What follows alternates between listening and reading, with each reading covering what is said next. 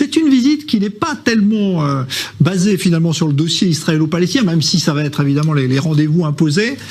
C'est vraiment sur l'énergie, le gaz, que l'Europe vient voir Israël cette fois. Bien entendu, et ça montre l'évolution des relations entre Israël et l'Europe. Je pense que le fait que Israël ait émergé ces dernières années comme une puissance énergétique, en particulier dans le domaine du gaz naturel, et que le partenariat entre Israël et Chypre également détient d'énormes ressources de gaz naturel, cela crée un potentiel énorme d'exportation qui a déjà d'ailleurs commencé par du gaz liquéfié vers l'Union européenne et qui s'inscrit justement dans la politique européenne de diversification de ses importations de gaz naturel vis-à-vis de la Russie évidemment, puisque l'Europe a pris la décision stratégique depuis l'agression russe en Ukraine de réduire au maximum sa dépendance gazifière vis-à-vis de la Russie, et que là effectivement le pôle Israël-Chypre crée effectivement une source alternative de gaz naturel pour l'Union européenne, et le fait que la présidente de la Commission européenne se déplace en personne pour finalement affirmer ce partenariat montre effectivement que l'Union européenne s'intéresse énormément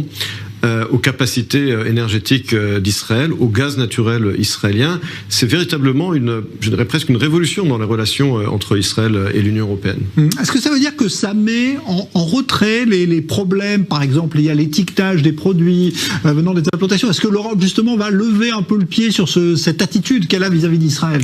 En fait, on s'aperçoit qu'il n'y a pas véritablement une politique de l'Europe. On sait qu'il y a 27 membres de l'Union européenne et qu'il n'y a pas de politique étrangère commune.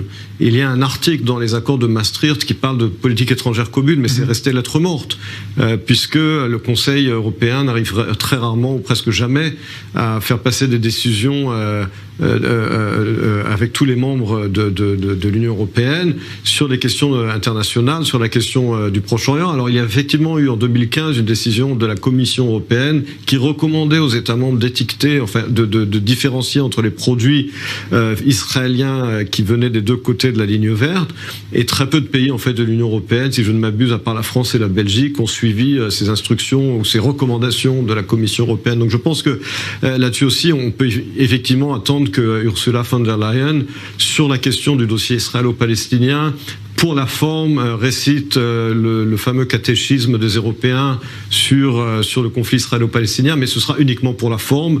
Et je pense qu'eux-mêmes comprennent aujourd'hui qu'il faut passer outre ce que j'appelle ce catéchisme et parler des choses concrètes, de l'énergie, du dossier iranien, et le fait, comme je le dis, qu'elle se rende elle-même en Israël, on dit très long là-dessus. Est-ce que pour Israël, c'est un problème de vendre du gaz à l'Europe?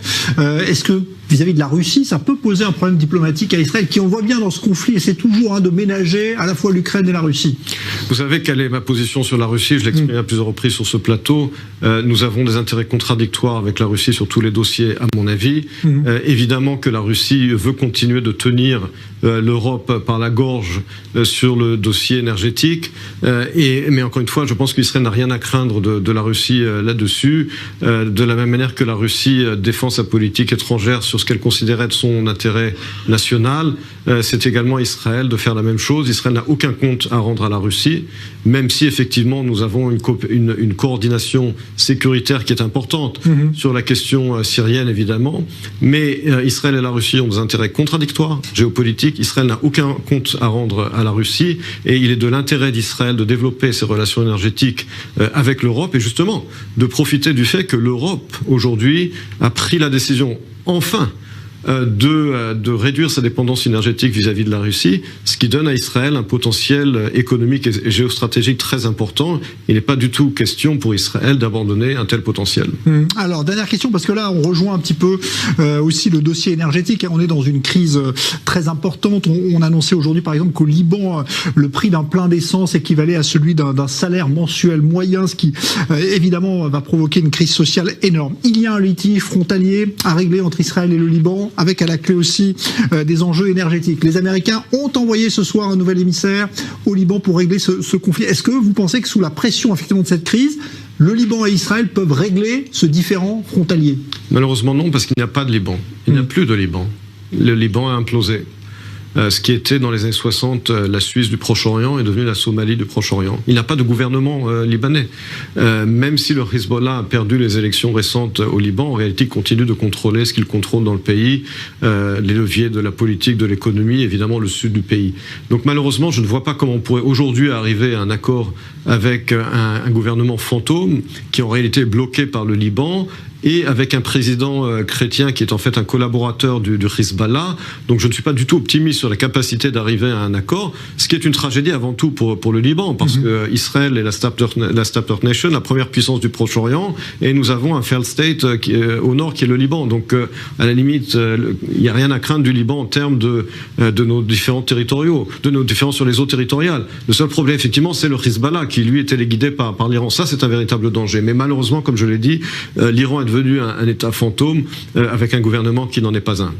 Merci beaucoup Emmanuel Navon, professeur de relations internationales à l'université de Tel Aviv.